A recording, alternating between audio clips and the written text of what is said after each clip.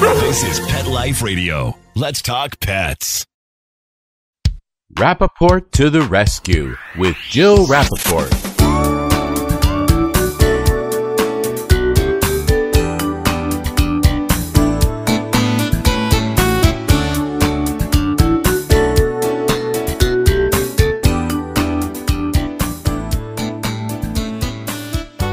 Hi, welcome to Rappaport to the Rescue. I'm Jill Rappaport on this beautiful fall day. You know, I love October.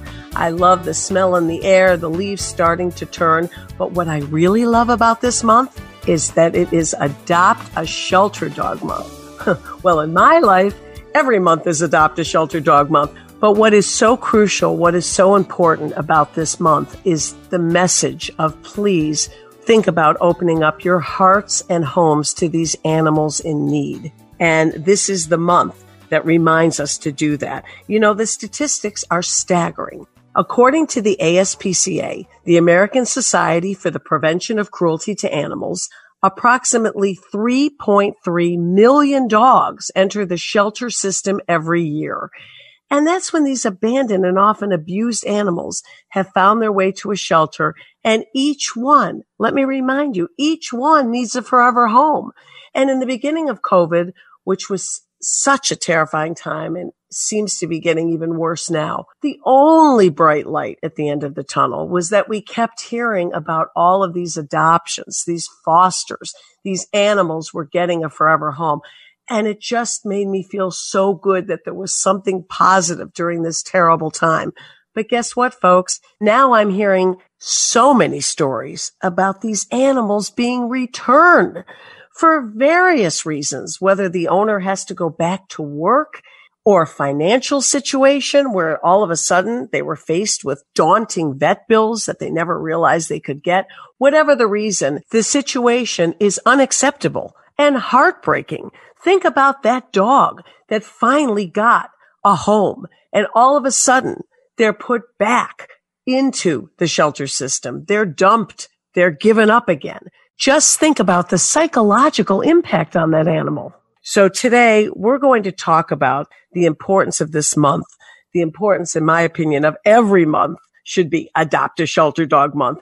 Let's get into that. Let's talk about the joys, the benefits, and also the situation at hand right now.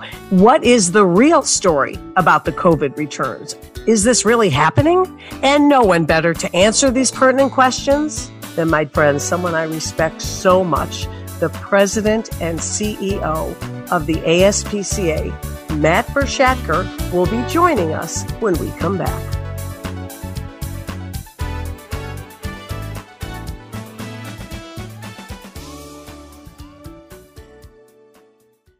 This is Pet Life Radio, the possumest pet party place on the planet. Dude, that's a lot of peas, baby, isn't it? Yeah. Get ready for some tail wagging, fur flying, feather flapping fun. Oh, yeah. PetLifeRadio.com. Let's talk pets on PetLifeRadio.com.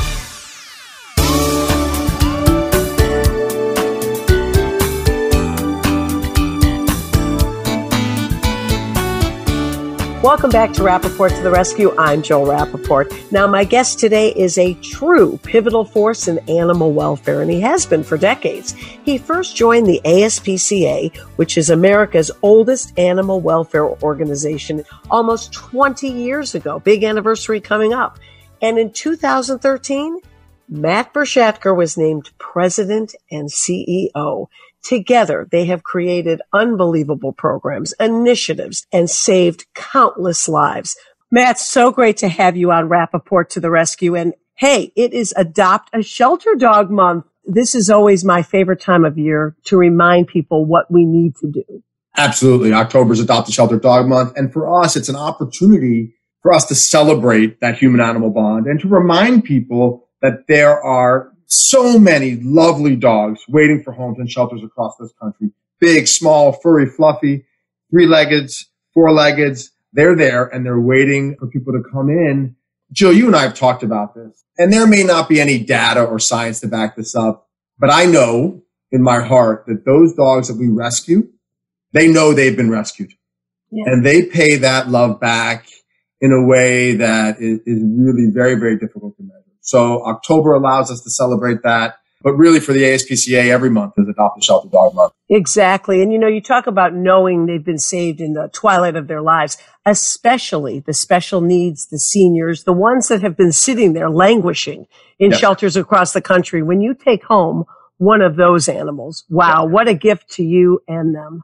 Yes. And, what people often don't think about is when you take a senior, or quite frankly, when you adopt any animal from a shelter, not only are you saving that life, not only are you bringing love and joy and companionship into your home, you're freeing up limited shelter resources for another animal that really needs to be there, right? And allows the shelter to help heal and recover that animal. So it's like a 2-for-1 when you adopt from a shelter. Matt, right from the beginning when I started this podcast, we talked about COVID, and the only bright light was that we were hearing all about these rescues, these fosters, and we were seeing shots, visuals of shelters emptying out. We couldn't believe it. We thought this is a first, and that was the only positive thing to this nightmare virus. But I've been hearing lately that the tide has been turning. So I want to get it from the horse's mouth, the dog's mouth, the cat's mouth, you. What is the story? What's happening with the returns now, the COVID returns? So, we have been watching returns, abandonment, obviously a crime,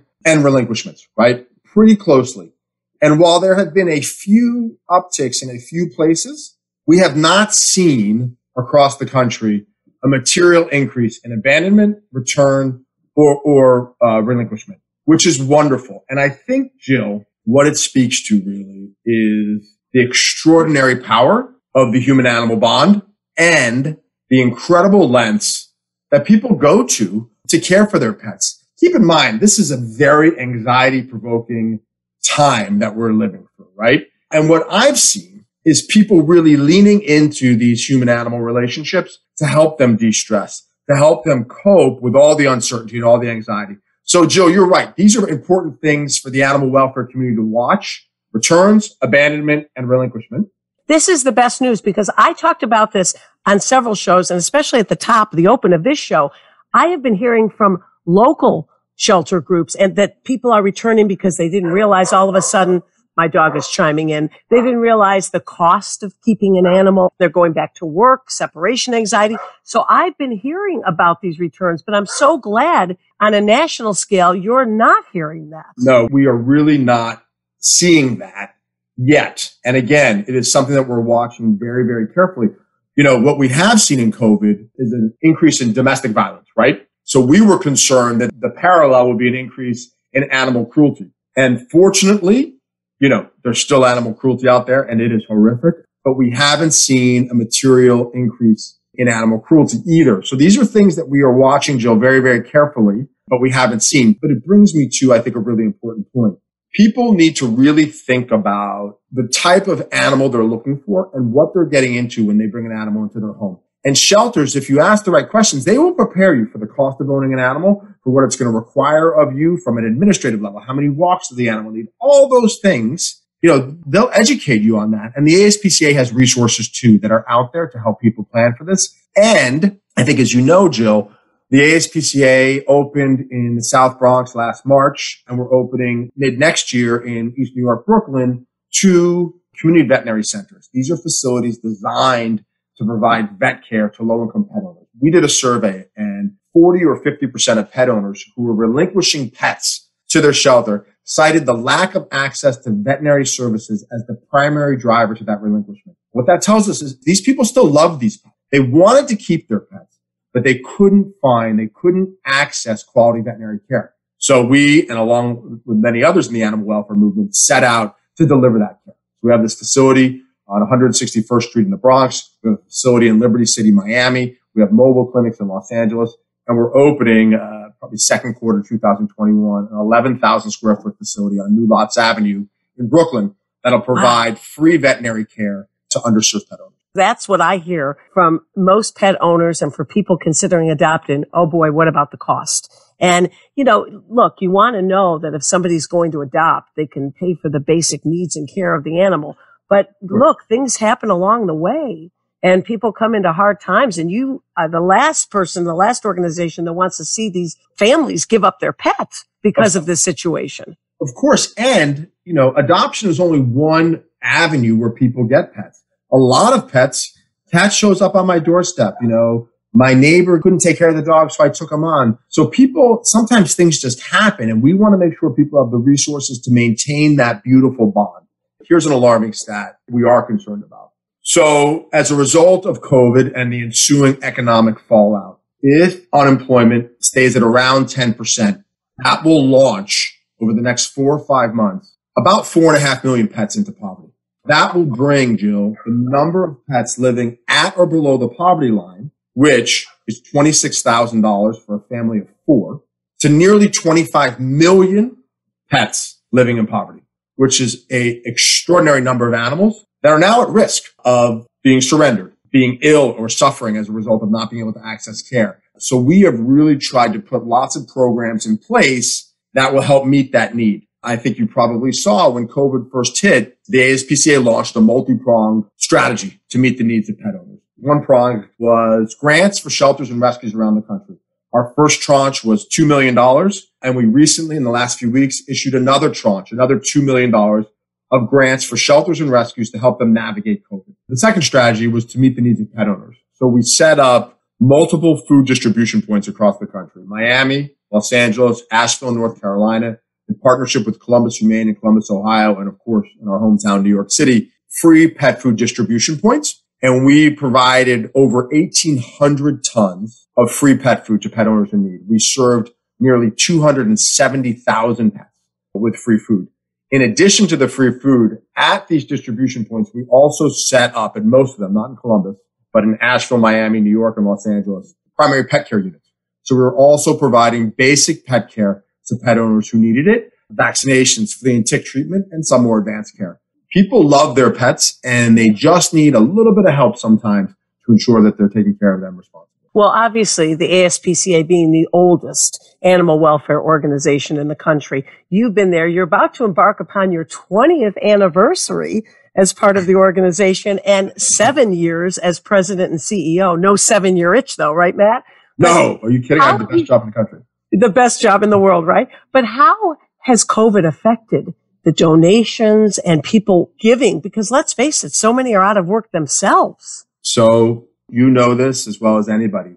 Animal people are fiercely committed to our cause. They are fiercely committed to our issue and to ensuring that all animals get the protection and the resources that they need and, quite frankly, deserve. And our membership has stood by us throughout this COVID crisis and the ensuing economic fallout. And we have been very, very lucky in that we've been able to raise the needed funds to deliver these programs, to issue $4 million in grants to shelters around the country, to provide 1,800 tons of free pet food. We had some support from the Petco Foundation and PetSmart Charities in doing that. But, fortunately, we've been very, very lucky. Our membership has stood by us throughout this because they, like you and me, Jill, they understand how important these creatures are. And they understand how much value and love they bring into our lives, and they want to provide for them. We are very, very lucky. You have been involved in programs. You're responsible for initiatives in animal welfare never even thought could be accomplished and achieved. Let's discuss some of those things, what you and the A have done. Thank you, Jill. I'm flattered. I still pinch myself. I still remember the call from the board when they offered me. This feels funny to even call it a job. It is my passion. So some of the things that I'm most proud of, right? Some of the things I'm most proud of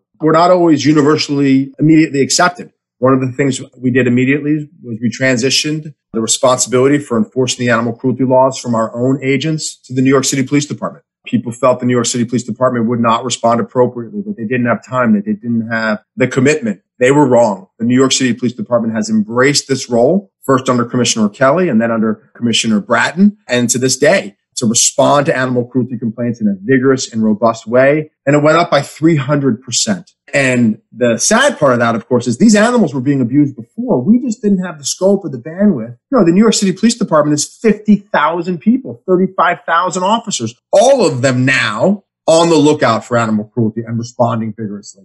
And then we supported that through the appropriate behavior and rehabilitation that these animals deserve. through the forensic support, veterinary forensic reports. I've had police officers, homicide detectives comment to me that the vet statements that they get from our forensic veterinarians are better than the statements that they get in homicide cases from the medical examiner's office. Our veterinarians painstakingly go through what this animal has suffered and provide that in a detailed, objective way to ensure that the prosecutions are effective. And to that end, we have several former ADAs who now work for us, and they're exclusively dedicated to working with the New York City ADAs to advance these prosecutions. So transferring the responsibility of responding to animal cruelty complaints from our own agents, which, by the way, is why we were started 154 years ago, to NYPD was a very big move and something I'm very proud of. And I would say what we need as a country is we need more traditional law enforcement agencies responding to animal cruelty and taking it as seriously as any other crime. We need to follow the same path of drunk driving and domestic violence. It wasn't that long ago that those crimes were not given the appropriate consideration that they now have.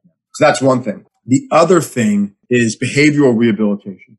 Dogs were being euthanized in shelters because shelters didn't have the skill or the resources to recover animals from the trauma and the abuse that they suffered. Dogs particularly, and cats too, come into shelters and they're exhibiting certain behaviors that make them quote unquote unadoptable. These behaviors are the result of abuse and trauma. If we put in place specific behavior modification and enrichment techniques, we can recover these animals and they can go on to be wonderful pets and loving pets and thrive in homes. So we began with the pilot program, and basically all the dogs that we worked with, this was in partnership with St. Hubert's in New Jersey, were euthanasia candidates because they were deemed unadoptable because of their behavior. We said, let's see if we can save 50% of these dogs through a specific program dedicated to helping them recover and heal. We ran that program for 3 or 4 years, and we saved 86% of the animals. Unbelievable. Then, with that data, the board approved a $10 million facility in Asheville, North Carolina, actually in Weaverville, North Carolina, where we built the first, and we hope not the only, and we've shared our plans and our floor plans and our SOPs with any animal welfare organization who wants them, behavioral rehabilitation center. And there, we improved our performance to over 90% of the dogs. And all of these dogs, keep in mind, Jill, are coming from deprived environments, abusive environments, neglectful environments, and are exhibiting behaviors that make them, for the moment, unadoptable. The average length of stay is only about 8 weeks, right? 8 to 12 weeks, 2-3 months of dedicated, specific behavior modification and enrichment. Then they graduate and they go on. So really looking at behavior, both canine behavior and feline behavior, and putting in place science-backed programs that can recover them, and then sharing those protocols. Down in Asheville and Weaverville, we have a learning lab where shelters from around the country come. We have a dormitory on the campus where they can come and stay for free and take back to their shelters the protocols and the SOPs that we've developed so they can implement them in their own shelters, because shelters around the country are seeing animals, dogs that have been victims of abuse, and they want to help them heal. And it's why we love animals so much, is their incredible capacity to forgive and their incredible capacity to heal. Some of the things that these animals have suffered, if they happen to me or to you, we'd never get over it with therapy and everything else. But these dogs, they just want to be dogs, right? They just want to love and they just want to play. That's what dogs are best at, right? Being our loyal companions, filling us with so much joy. And we are now actually going to launch, again, next year, a feline rehabilitation, a small feline rehabilitation program. That's wonderful. Because is it true, Matt, the stats that there's 4 cats to every 1 dog in a shelter? There's more cats in shelters. I don't know if it's 4 to 1, but forget the cats in shelters. The bigger problem, Jill, is all the community cats out there, right? You know, you hear numbers, and I don't think anyone really knows. You hear numbers, 30, 40, 50, 60 million cats living in our community. So one of the strategies we want to advance, and this is a few years from now, once we open this facility in Brooklyn, the Community Vet Center in East New York, we want to see if we can lock the block in East New York and essentially care for, rehome all of the community cats in a specific radius. Because then logic would dictate if we can handle it in a 10-block radius, we can handle it in a 20-block radius. We can handle it in a 20-block radius. We can handle it in a 3-mile radius, right? We can get the protocols and the strategies down and then prove that we can handle this population and make sure they're all appropriately homed. Then we can share that out. The other big focus area that I'm very, very proud of, and we touched on this earlier, Joe, is the intersection of pets and poverty, right? We talked about almost 25 million pets living in poverty. There's no reason to believe that people who are living in poverty don't love their pets as much as you and I do. And there's no reason to believe that they shouldn't have access to the love and companionship that pets bring. In fact, if you had less in your life, how much more might your dog or cat actually mean to you? How much more fulfillment would you derive from that relationship? And this woman, her name is Lori Hensley. She runs a group called Unchained Dogs down in Durham, North Carolina. She was talking about, Durham is a city of have and have nots. She was talking about doing some work out in the community, and a woman, I still get emotional thinking about this, a woman, very impoverished home. A woman had a dog that was living outside, pretty much under a camper. And years ago, the animal welfare community would have taken that dog from that woman and rehomed him somewhere else. We don't do that anymore. Now what we try to do is provide resources so that dog's quality of life can be improved. So that's what we did. That's what Lori did. Fenced the yard, cleaned the yard, right? Made sure there was food and medical care, and got the dog healthy. Fast forward a few years, the dog got very sick and had to be euthanized. Lori went with the woman to the euthanasia. And the woman was holding, it was a little dog, Chihuahua, Dachshund kind of mix, was holding the dog on her lap and speaking to the dog in Spanish. And Lori said to her, "What were you saying?" And this is all through tears. And she was saying that I was thanking her because after my child, I was in such severe postpartum depression that my only release for months was when you were sitting on my lap and I was stroking. So you think about what would have happened if we would have taken that dog from that woman and what kind of spiral that could have sparked. But instead, this dog with the healing power of the human-animal bond helped this woman navigate very, very real depression. I think actually that is the future. Behavior and intersection of pets and poverty, access to care is the future. Because Jill, you mentioned my 20 years. When I started, there were millions of dogs and cats dying in shelters.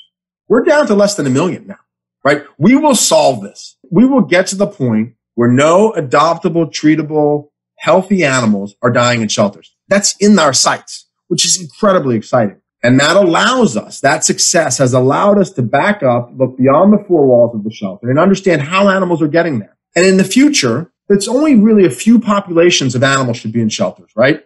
Those that are temporarily lost and need to be reunited with their owners. Those that are victims of cruelty and need to be taken from their owners, recovered, healed, and rehomed. And those that are in kind of a temporary crisis. COVID. During COVID, we housed about 70 animals for people who were in the hospital and were ill. Part of the reason why we pushed adoption so much was so we could empty our shelter and it could be an emergency boarding facility so people wouldn't have to give up their animals if they got ill and had to go into the hospital. So you did find that many animals were being brought to you because their owners were in the hospital? It was about 70, yeah. Wow. And sadly, there were quite a few owners who died as a result of COVID. And we were able to, fortunately, to rehome all of those animals. This is the worst pandemic in 100 years. It hit New York, as we all know, extremely hard in the beginning. And there were people who needed us. The thing about nonprofits, all nonprofits, people need our services when times are good, right? What COVID did was it just really shined a light on poverty and the crisis and the fact that people need help. And Matt, having known you all these years, your mission of the heart has really been for the underdogs, the undercats, meaning the pit bulls, special needs, seniors. You have really made it your life's mission to create programs to help the underdogs, haven't you? The ASPCA, we're so fortunate to be so well resourced, but we really need to focus those resources on saving lives, animals that truly need us. And you know what? This is where we collaborate with other animal welfare organizations that maybe don't have the financial resources that we have. Let them take care of the puppies from the South that just need to be transported. And by the way, we transport about 40 to 45,000 animals, primarily from South to North every year. But let those go to the less well-resourced shelters because we know those puppies are going to fly out the door. It's the pitties, it's the seniors, it's the ones with medical conditions, it's the ones who are maybe a little bit shy and maybe you need to move a little bit slower around them. Those are the ones that we really want to lean into because we know we're saving their life. And without us, they're at risk. And those are the animals that I'm committed to. Jill, I've had, depends on your perspective, either the good fortune or the horror of having been on several dogfighting yards in my time at the ASPCA. And for me, of all the things we see, it is dogfighting that is the most horrific abuse because you combine the physical abuse with this incredible psychological torture and the fighters are using these wonderful characteristics in dogs for their own sadistic or financial gain. It's the manipulation, it's the perversion of that wonderful characteristic, that loyalty that I can't abide. And it is hard to breed con-species aggression. Dogs are pack animals. They are not supposed to be aggressive with one another, at least not the way a true game dog can be. So many dogs on fighting yards can go on to be wonderful, wonderful pets. And they can be wonderful with people and children. For me, trying to eradicate dogfighting is a very, very important goal. It's obviously very, very difficult because these are criminals doing a criminal act. And we are succeeding. When you think about the place that animals hold in our society today, it is getting closer to the place it should be, right? People are beginning to respect and revere animals the way they should. You know, Matt, it's just amazing to hear how far the A has come and the programs that you've started to really make a difference for animals that really would never have had any shot. And I know this week was a very special week for the ASPCA. Thank you, Jill. I appreciate that. I'm extremely proud of the staff and of the board and of our donors who stepped forward in this uncertain time to celebrate the ASPCA and the work that we did in response to COVID. You know, the Humane Awards Luncheon, it's my favorite event because what it traditionally does is it recognizes animals and what they bring to us and ordinary people who do extraordinary things on their behalf. And this year, because of COVID, because of the pandemic, we took a little bit of a different approach. And we wanted to talk a little bit about the work that we've done. You and I talked about most of that here today in response to that. And, you know, I have been fortunate enough to lead this organization, but, you know, we're over 1,000 people, and everywhere I go at the ASPCA, there are talented, smart, deeply, deeply committed people working to change the world for animals. And the Humane Awards Luncheon allows us to celebrate all of that, which is why it's so inspiring. And I just think it's so great that you are tackling and creating programs to really save the most in need. It was all really wonderful information. Thank you so much. Thank you, Jill. And thank you, Mark. I enjoyed it very much. And I love to talk about this work. And I love to talk about it with you because your commitment is so, so deep. So thank you. Thank you so much. And please stay safe and continue your great work. And coming up, Bill Berloni, it's a rescue road trip. Stay tuned. Oh, sure. It's all fun and games until someone ends up in a cone. That's right. We're animals. Deal with it. Pet Life Radio. Let's talk pets. Let's talk pets. Let's talk pets On Pet Life Radio. Pet Life Radio. PetLifeRadio.com.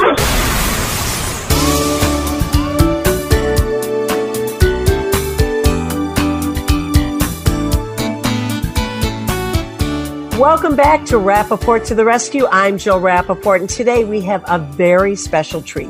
You know, each week I'm joined with my pal, Bill Berloni, and this week Bill is literally on a rescue road trip. Hey, Bill, where are you? And tell us how this whole trip began. Oh, my goodness. Well, I'm somewhere in Pennsylvania, heading back to Connecticut with this wonderful dog I've just adopted, but the trip started when we found a really good Sandy dog, the dog from Annie, in a shelter in Boise, Idaho. And I had to get out there very quickly. So we found him on a Thursday. I was on a plane on Saturday, and the trip was worth it. This is Okay, but wait, let's not give this all away. You said you found him on a Saturday. You were on a plane. Yep. But what people don't understand, you went to get this dog. You flew, which in itself is a risk with COVID. Was that frightening for you? I was concerned. But the airlines and everybody was great. It wasn't that crowded. Okay, so then you flew to Idaho. Yep. And you're meeting this dog for the first time, which you hope in your heart is going to be the next Sandy in Annie on Broadway. You don't know. You've never seen this dog. What happened when you saw the dog? Well, they had told me a lot about him. They sent me some videotape. And when I saw him, immediately he had that look. The look I've been looking for many, many years. And I started my temperament test, and he passed 3 out of the 4 with flying colors. So the feeling that I had that this dog needed to be rescued by me, I followed it, and I think he's got the right home, and I think we have a great dog.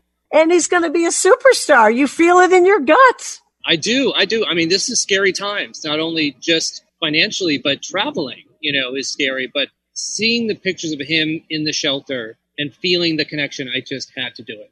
How old of a dog is he?